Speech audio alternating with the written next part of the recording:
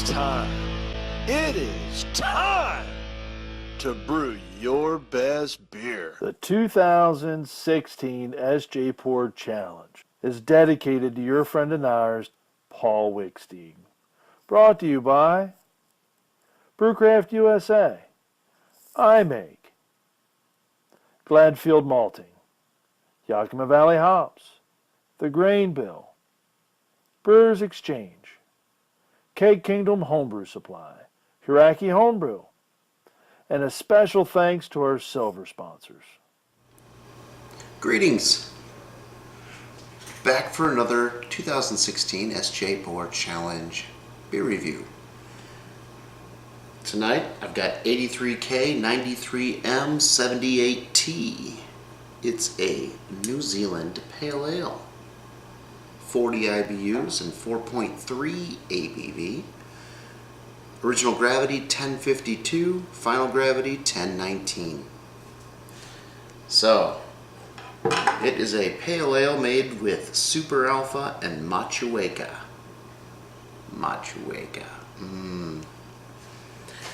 I dig that hop. So, let's go ahead and get this thing in a glass and tell you about it.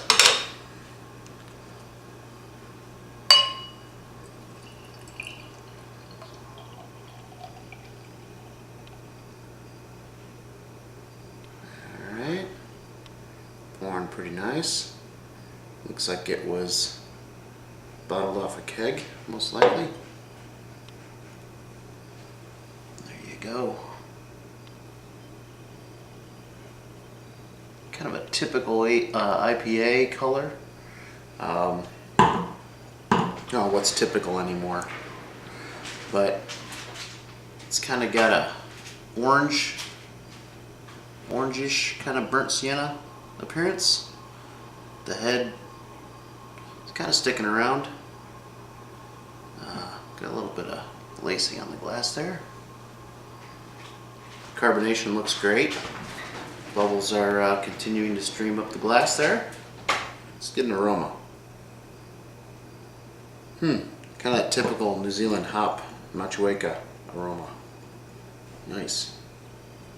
Still pretty cold, but does smell pretty inviting.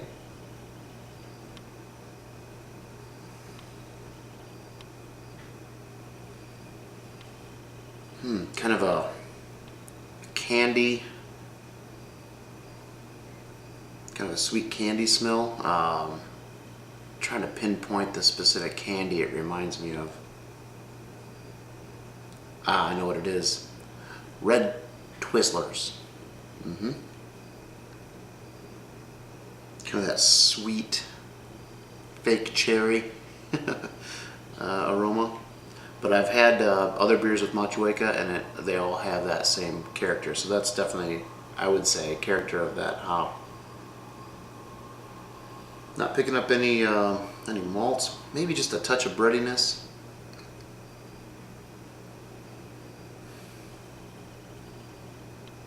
Almost a little bit like a sourdough. Sourdough meets Twizzler. How about that for a descriptor? But not sour like as in, you know, a framboise or something. Man. Smells pretty good. I'm gonna have to get through this a little bit and then to pick up some more aromas. So I'm gonna go ahead and dive in. It's very cold too. Just pulled it out of the fridge. Actually out of the keezer. And I'm gonna go ahead and take a drink and sit with it for a bit. Come back with some thoughts and after that. We'll come back with some thoughts after that. Cheers.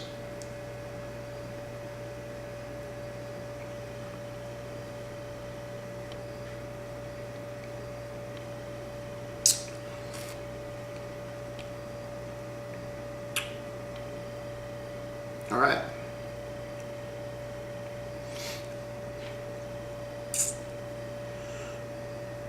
Nice bittering, nicely done.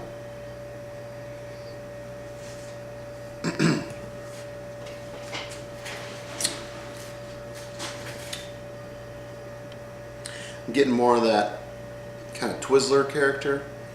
I'm getting a bit of like a white wine, almost like a Chardonnay kind of note to it. A little bit of a sweetness, like that when you get like a sweet white wine, maybe like a Riesling or something. I'm not a wine expert by any means, so, but I do know Rieslings can be pretty sweet, and it definitely has like kind of that white, sweet white wine character.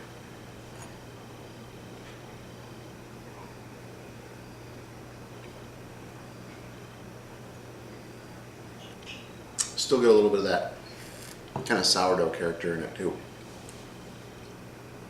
It dries out, but not too much. I mean, a final gravity at 1019, there's definitely some sweetness there.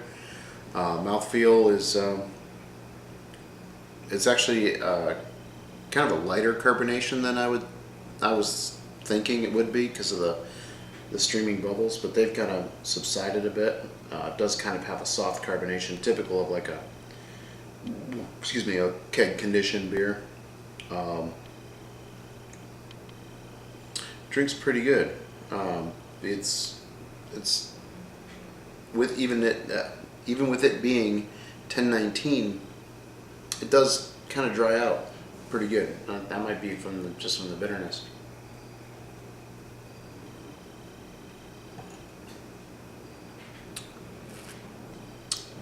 Yeah, I'm getting kind of like back to the wine thing, kind of like a sweet green grape too. So, all right, I'm gonna sit with it. I'm gonna take down my notes, and I will be back in a moment. All right, I'm back with the New Zealand Pale Ale. What is that? 83K-93M-78T in the Liquid Aloha bottle. I think that's one of those guys out of Hawaii. I've had some of their beers. Kona.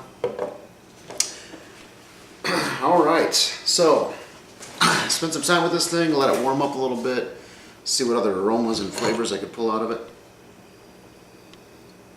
The aroma is actually pretty close to where I started. Carbonation stuck around, swirl it, and then you get a nice little cap form up. I like the beer. I like it overall. I like that unique character from the hops. I like the carbonation. Carbonation level's good, mouth feels good. There's a couple of little things that I kind of picked up on that, you know, just critiques. It's easy to drink. It's, you know, pretty clean as far as that goes. I don't think there's any fermentation flaws per se that I can really detect. What I'm getting is a little bit of a twang, which might be like that extract twang that you hear about. It's the only thing I can really contribute it to. There is a slight kind of a bite to it, which I think is can be typical of carbing in a keg. You know, kind of a forced carbonation. You'll get a little bit of a carbonic bite sometimes, and it can be subtle, and it can actually be buried if you've got a robust enough beer and you won't even really pick up on it. Sometimes it does come through. I've had it come through on a couple of my beers, and it's just like, it's frustrating because you say, well, how the heck did that happen? When the beer you just did before that didn't have it. But anyway, I think I've seen it more when I've like carbed in a hurry rather than just kind of do a slow carb. So that might have been it. Let's see what else. I think that was really it. The bittering is nice. It's a well thought out beer. It's well brewed. I think that if this is an extract beer, it's pretty awesome. If it's an all grain beer, I hope you're not offended by me saying it has that little bit of an extract thing, but you know, it might just be that might be the hop or the malts that were used. I don't know. So that's really all about all I got. Something you can do to kind of combat that little bit of carbonic bite. Something I've done before, and it kind of just smooths the beer out. It kind of helps with carbonation and does a little cleanup in the bottle too. It kind of helps with off flavors. Is I'll take those really small carbonation tabs. If you've seen them, they look like little, vitamins, like little pills. They're not the big, like Cooper's candy ones, but the smaller ones, and just drop one of those into the bottle as you're bottling off the keg, and then just let it work its magic. If nothing else, if it doesn't really take care of the carbonation or add to the carbonation, it might add a little bit of sweetness, and that can help a beer that might be finishing a little bit dry. But most of the time, the suspended yeast will go in there and go to work on it and kind of just, do a little cleanup. That's a little trick. A little trick from the old Natester, huh? Hey, cheers everybody, and cheers to the brewer. Nicely done. I'm going to enjoy the rest of this, and I'll let you guys get to what you're getting to. And good luck to in the challenge to you, and the rest of you too. Cheers.